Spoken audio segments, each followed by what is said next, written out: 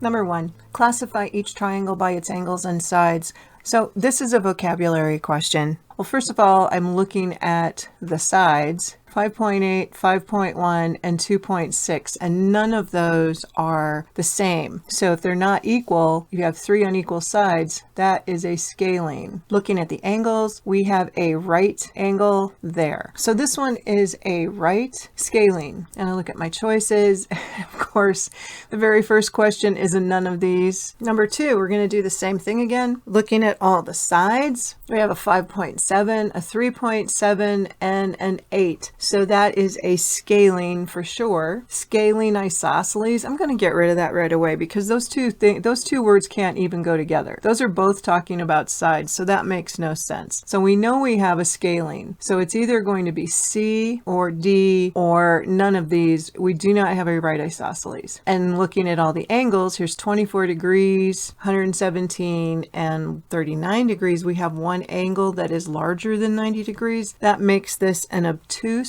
So we have obtuse scaling is the correct answer. D. Number 3, find the measure of the angle indicated, which would be this angle up here where the question mark is. Well, all the angles in a triangle add up to 180 degrees. So really all you need to do is subtract the 55 degrees and the 85 degrees. And the correct answer is A, 40 degrees. Okay, number 4, we're looking for a missing angle again. This one is going to be multi-step. The one we need to find is right here where the question mark is, but we only know one angle there. We need to try to figure out what this guy is right here. We can do that by starting with this other triangle and finding that angle because these two are vertical angles. So I'm going to do the same thing I did with the last problem. That is not the answer to the question. The 102 is this angle right here, which means this guy is also 102 degrees. Then we repeat that process where we take those away from 180. And our question mark angle is 55 degrees. Number 5 is a exterior angle theorem question. If you remember the exterior angle theorem, but if you don't remember that, you can still figure this out. I'm going to start out with the exterior angle theorem. And that says that these two angles added together are going to equal what's out here. So question mark plus 75 degrees equals 140. Subtract 75 from both sides. And we get the answer, which is 65 degrees. None of these. But if you don't remember this exterior angle theorem and how that works, then you would have done the problem differently. So let's back up and do that again. All right, this is a perfectly wonderful way to do the problem as well. It's just that you're going to take an extra step. You'll start by finding this angle. If you subtract 140 from 180, because this makes a straight line, so that's 40 degrees. And then you will take and subtract the 75 and the 40 degrees from 180, and you are still going to land at 65 degrees. So the correct answer is still none of these. Number 6, we need to order the angles from smallest to largest. And they don't tell you anything about the angles, so it can seem like you don't have enough information, but we're testing to see if you remember how angles are related to the sides. The very smallest angle is going to be across from the smallest side, and that is 16. So the angle across from that is M. So M would have to come first. The next one would be the middle one, so that would be 19. The angle across from the 19 side is L, and then the last one is N. So we are looking for the angles MLN in that order. MLN is A. Number 7 is order the sides this time from shortest to longest. And it's the same concept, we're just going in the opposite direction. The smallest angle here is 25, and the side that's across from that is this one, TV.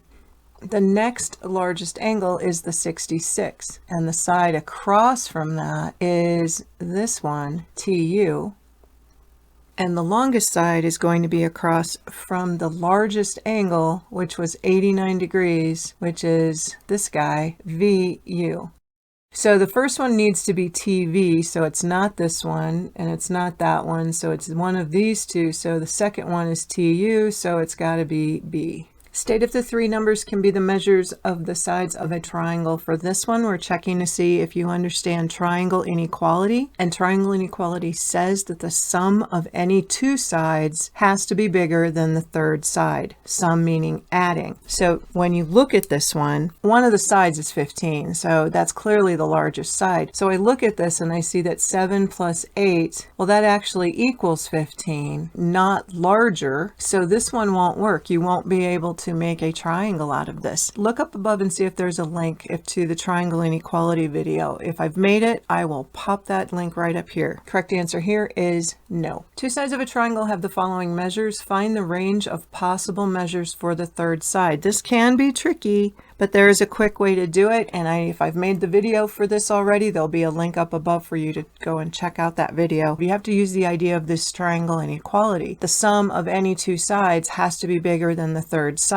What we don't know is whether the third side is bigger than 11 or smaller than the 7. So this is the range of numbers that they're talking about. The way you work with this, start by finding the smaller side limit by subtracting these two. So 11 minus 7 equals 4. So the number that we're looking for has got to be bigger than 4. And then to find the other side, to find the bigger one, you add these two together. 11 plus 7, 18. The third side has to be a number that is between 4 and 18. It can't be equal to them. It just needs to be between them. So the correct answer is D. Find the value of x. Well, x is not the right angle and it's not the side. It's this angle right here, and that might be hard to see, so I'm going to mark that so I remember that's what's going on here. This one is going to use a couple different properties. One, we know that all the angles inside of a triangle add up to 180, and we also have two isosceles triangles here. Isosceles triangles have two sides that are the same, and they also have this really cool property that tells us that their base angles are the same. So if I look at this first triangle where the 63 is, because I have to start there because that's the only number in the diagram, this is a base angle. It's going to be congruent to the other base angle, so we know this is 63 degrees. This little piece right here I can find right now, and I know these two add up to 90 degrees, but I don't want to get ahead of myself. I just need to find this little chunk right there. So we're going to do that by taking 180 and subtracting 63 twice. And after I do that, I get a 54. This is 54 degrees. Now the next step is going to give me the answer because I know that x plus 54 equals 90 because it's showing me that in the diagram that that's a right angle. So we just need to subtract 54 from both sides, and our final answer is 36 degrees. Correct answer is B. Number 11, same idea. We got isosceles triangles, we have base angles, we have all of that. Here, the 28 is this base angle right there, which means this little guy right here is also 28 degrees. I already know we have a 90-degree angle here. I need to get this angle right there. So 90 minus 28 is 62 degrees. So this piece right here is 62 degrees. If you look at this, this is an isosceles triangle, and x is a base angle with that guy 62 degrees. So the correct answer is 62 because base angles are congruent in isosceles triangles. You could have done this differently. You could have used 28 and 28 and found this angle, and then you could have subtracted from 180 to find this one, and then you could have still subtracted this from 90 to get the 62, and then you could have gone to 180. You're going to get the right answer even if you did it a different way, and since this is a multiple choice test, there's nobody telling you which way you have to do it, so either one of those options would have worked really well. State if each triangle is acute, obtuse, or right. You are going to use the Pythagorean theorem, but you're going to use it a little bit differently. If I made the video for this, you'll see a link up above where you can go and watch this concept. If it's not there yet, it's because I'm going to make it. I'll pop it in there once it's done. But if you see a triangle and you're not sure if it is an acute,